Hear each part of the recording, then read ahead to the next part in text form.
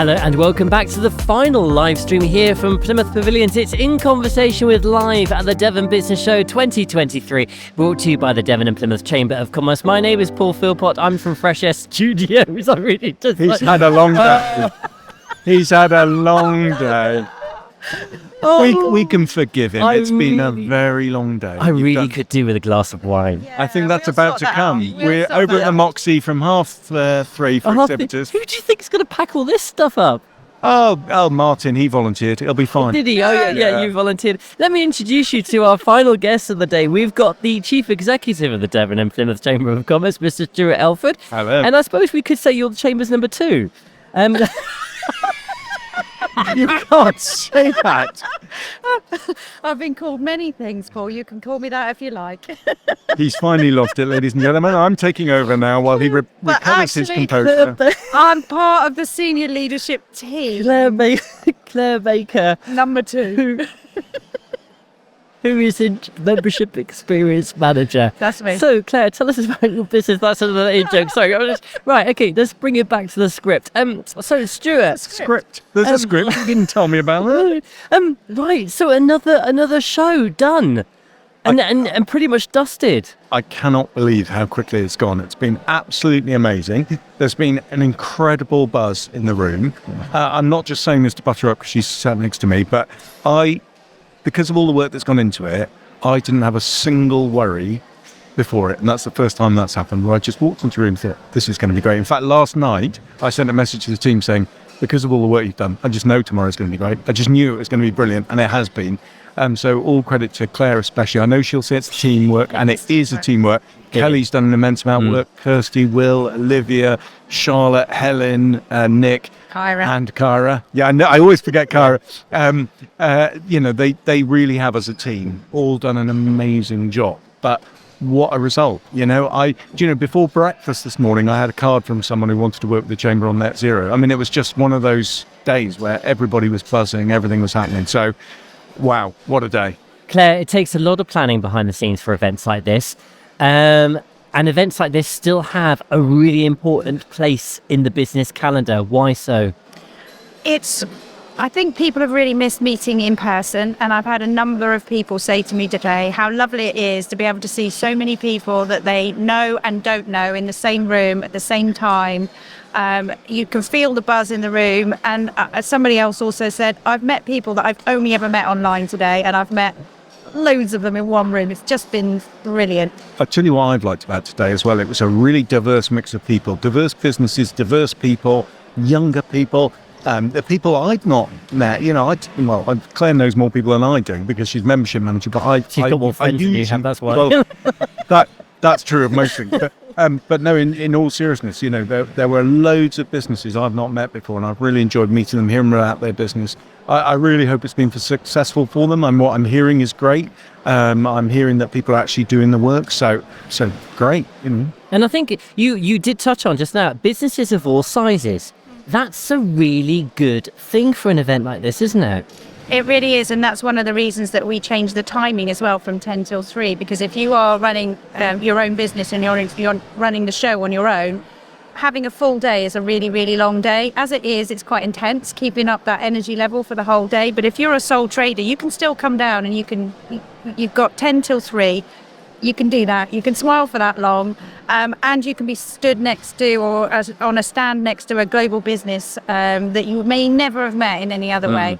And we've actually had quite a really, really good number of attendees as well this year. So people who don't have a stand, who have just come down, and that includes, again, all ages, who've just come along. And I think part of that might be our lovely bus. Yes, the Chamber bus. Hey, genuinely got to say thank you to Plymouth City Bus. I mean, fantastic. So we had a Chamber branded bus. I told Olivia, who's featured on the side of the bus, one of our team, that I was in a meeting. Not on the back of the bus. And behind, no, on the side of the bus. I was in a meeting with Jackie Grubb at City College, who are one of our headline sponsors. And she went past by the window. I just saw a huge Olivia's head going past the window. It was just really bizarre.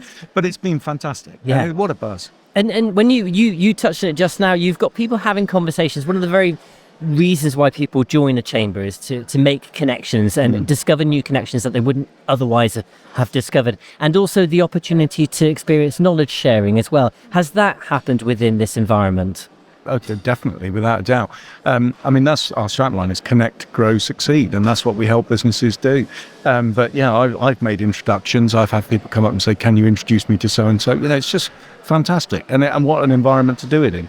And as Claire said, we've had footfall as well, so not just exhibitors. Sometimes at these shows, the exhibitors are kind of exhibiting to each other, which is fine. It's great to be doing business with the people on the stand next to you, but to have this large footfall coming through was also brilliant.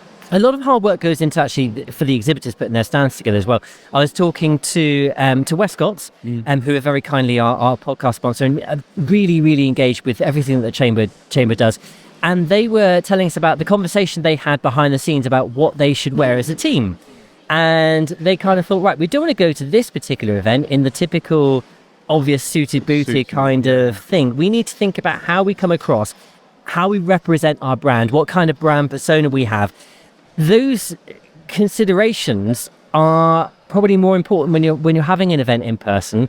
And do you think that since we moved online and we got to see people's living rooms, their bedrooms, when they were having those Zoom meetings, do you think we've become, and I think quite rightly so, if the answer is yes, a bit softer in the way we brand ourselves personally and as businesses? Definitely. I mean, I am wearing a tie. I very rarely wear a tie now. I mean, just you've actually polished up for the... Well, I tried. I thought I ought to make the effort today. Yeah. But no, seriously, I mean, I rarely wear a tie. I think people are more casually dressed. There's more of understanding that it's more than a suit and tie. There has to be a bit more substance to it. But I mean, we spoke to people on the podcast earlier who said, why is it important to meet in person? Well, we're all social animals. You can do business online, but the best business is done when you meet someone, you like them, you trust them, you look them in the eye, you shake their hand, you have a coffee with them in this area behind us, and then you can indeed continue that business online. But I think that first introduction is really important. Although some funny things did come out of online. I remember one of our own directors, I don't think he was a director at the time, but he received an award at an award ceremony online, because we had to run it online because it was COVID, and he was wearing a dinner jacket and bow tie and everything, and he accepted his award, stood up, turned around, he was wearing Bermuda shorts. And we put on an event it wasn't actually our event, but we operated the technology for a very big conference. I won't say who they were because it'd be indiscreet, but they had 120 odd guests on this conference, and they were about to cut to a guy to speak, and he didn't realize he was on mic, and his wife walked in behind him wearing nothing but a towel, and he turned around and remonstrated with her in no uncertain terms, at which point he looked forward, looked down, realized he wasn't on mute, and the look of horror on his face, and all that was in the chat was him apologizing over and over again. Yeah. So, some funny stuff came out of it, but we are social animals. We just want to meet them. We want to shake hands. Absolutely. It's great to meet people in person. And indeed, Claire, you wouldn't turn somebody away if they did come up to the business show in just a towel. Would you? You meet a lot of people in your job. You get to communicate with a lot of businesses. What kind of pains are the business community facing at the moment? How is the Chamber working towards fixing and helping solve those issues? We've really noticed at the moment that people are really starting to feel the pinch of what was the cost of living crisis post-pandemic. And businesses are really, really looking hard at what they spend their money on and what kind of return on investment that they get. And so we've been working equally hard and hopefully even harder to make sure that we can deliver on that, so that for every pound that they put in, that they're going to get more back. And that's both in value and cost savings. And actually, we've had some of our benefit providers with us today. So we've had Coraline Health and WPA, we've had our Quest Business Services have been here, we've had Barclaycard, who give people discounts off their payment services, we've also had Swoop Finance Finder. So it's just another way of finding out all the ways that you can really maximise the benefit of being a member of the Chamber of Commerce, which is, starts with those conversations and those connections, but actually there's some real tangible commercial value behind it as well. Stuart, the strategic aspects of the Chamber? Yeah, so you've seen there's been some public sector here. I mean, the Resurgam, what was the Resurgam Charter, now the Plymouth Charter, sponsored our breakfast this morning because they want to meet business and properly interact with them. We've worked with, we've had 3 universities here, we've had the colleges here. So skills being so critical to business at the moment. So we've engaged across the board, and what I'm really pleased with is the diversity of size and sector. But yeah, it positions us strategically, and we had, all the town chambers here. Well, I say all of them, a whole host of town chambers here, including Exeter Chamber, with whom we have a fantastic relationship, and we're spreading our wings more and more to be truly representing the whole of the county and beyond. So yeah, good stuff. And that's another myth. It's kind of like people forget about, or they don't know about the work that goes on behind the scenes of an organisation like the Devon and Plymouth Chamber of Commerce, the conversations that the Chamber has and the seat it has at tables of power, I suppose one could say. You're listening to the feedback of the business community within the West Country, and you're quite literally taking that feedback and those comments to the people where it matters. Absolutely. So funnily enough, I had one at breakfast this morning. I sat next to a business who've exhibited here. They work in making marine engines more environmentally friendly and more efficient. But they were telling me about an issue about what is or isn't recognised by government or by industry as technology as acceptable. So there's a sticking point in why businesses aren't incentivised to do what they can and use their technology. We've swapped cards. He's emailing me tomorrow with the argument for the change going directly to British Chambers of Commerce in London. I will be submitting that to them. I'll be submitting it to their net zero group, and their policy team at British Chambers will feed that straight into government, because I don't think government want to stop these things. I don't know, sometimes they're aware that their policies are inadvertently stopping things. So we do a lot of policy and advocacy work, lots of stuff like that, persuading government to change policy.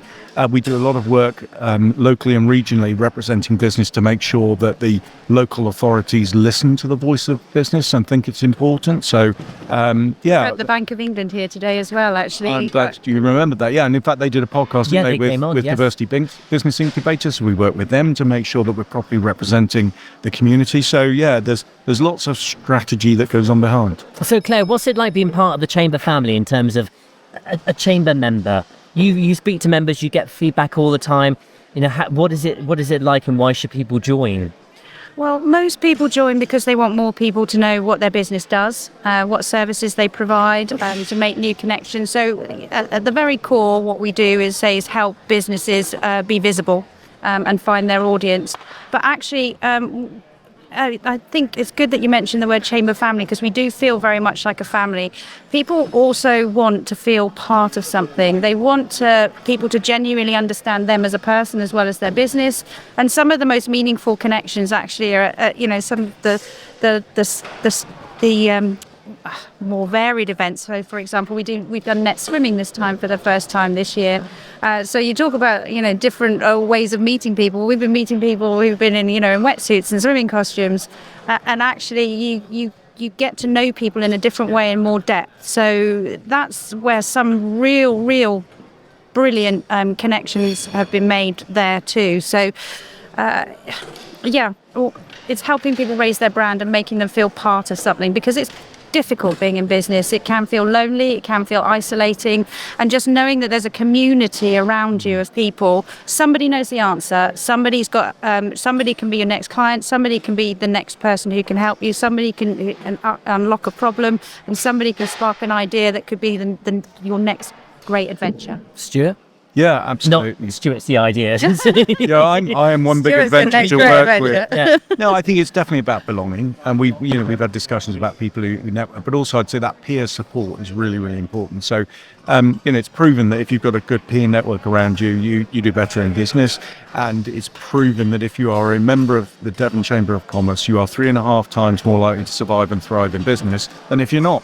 I mean, that's no coincidence. It's because you've got that great support network, and it's not just the Chamber itself, it's the other members of the Chamber family. There's always someone we can be introduced to, and it's not always about the cold hard cash. There's lots of here, I'm going to use them as an example, not just because they support this podcast and we really appreciate that, but Westcotts, frequently they'll just have a chat with someone, give them general business advice, and they want to build long-term meaningful relationships. It's not about let me start the clock and charge you. And environments like this, and environments like the Chamber, you can do that. Very hard to ring a lawyer and accountant out the blue and just say, can I come have some free advice? But when you're meeting them and you're sat next to them at a dinner, a lunch, a breakfast club, whatever, and you just say, can I just ask your thoughts on this? And that sort of relationship is just invaluable. And indeed, if members are too nervous to do that themselves, I'm sure they can engage with Claire and your team in order to act as a facilitator for that. Absolutely, and we try and make sure that people make the best use of their time as well as their money. So I always encourage members to let me know who it is that they want to connect with, and I can make sure that I can point them in the right direction for the right events to be able to do that, the right sectors to talk to, and make suggestions about introductions, and where necessary make personal introductions as well. Marvellous, right.